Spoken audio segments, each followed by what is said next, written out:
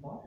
Je souhaite la bienvenue à ce forum sur l'apprentissage numérique public de qualité et au séminaire transitionnel 2022 portant sur le projet UNESCO CACI Transformer l'éducation en Afrique grâce au TAC. À cette occasion, je voudrais exprimer mes sincères remerciements au bureau de l'UNESCO à Dakar pour l'organisation de cet événement, ainsi qu'à tous les acteurs de ce projet pour leur engagement. La rencontre d'aujourd'hui a pour objectif d'échanger sur le thème de la transformation numérique de l'éducation, mais aussi sur les résultats de la première phase du projet Transformer l'éducation en Afrique grâce au TAC. Développé dans le cadre de la contribution UNESCO Fonds UNESCO coréen, CACI de la Corée, ainsi que sur les avancées de la deuxième phase de ce projet. La première phase de ce projet concerne le Mozambique, le Rwanda et le Zimbabwe, et la phase 2, la Côte d'Ivoire, le Ghana et le Sénégal. Le projet UNESCO CACI a pour but d'intégrer les TAC dans le secteur de l'éducation en Afrique en développant des contenus pédagogiques ou des plateformes d'apprentissage en ligne, en renforçant les capacités numériques des enseignants et en adoptant les infrastructures éducatives au TAC. L'école doit désormais compter sur l'intégration des TAC dans sa quête de la qualité. Mesdames et messieurs, depuis la pandémie de Covid-19, la transformation de l'éducation vers les TAC, TIC, est devenue une nécessité mondiale, comme cela a été souligné lors du Transforming Education Summit, qui s'est tenu en septembre 2022.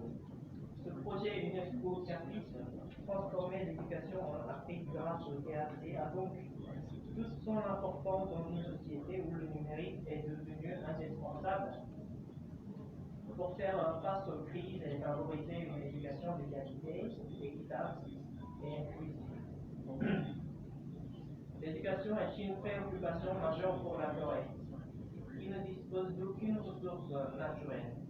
Pour son développement, le pays a alors tout misé sur son capital humain et son système éducatif. La Corée est aussi connue pour être hyper connectée et posséder les infrastructures et les technologies de l'information les meilleures au monde. Les TIC ont donc largement influencé la vie quotidienne des Coréens, y compris dans le secteur de l'éducation. La Corée est aujourd'hui un exemple réussi de transformation numérique de l'éducation.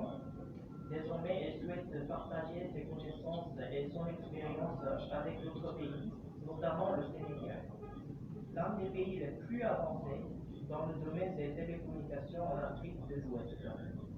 Le Sénégal a en effet démontré sa volonté de promouvoir les TIC dans tous les secteurs de la vie économique et sociale, en particulier celui de l'éducation.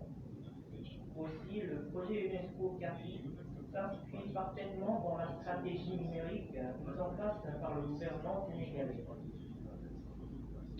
Dans le secteur de l'éducation et de la formation, je voudrais également rappeler que la Corée a mené à bien plusieurs projets au Sénégal ces dernières années, tels que le projet de l'établissement de l'Institut supérieur de l'enseignement professionnel, ITEP, à Diamniadio, le projet de distribution de manuels scolaires pour l'école élémentaire, le don d'appareils numériques par la COICA et la société Samsung en 2020 en appui du projet Apprendre à la maison.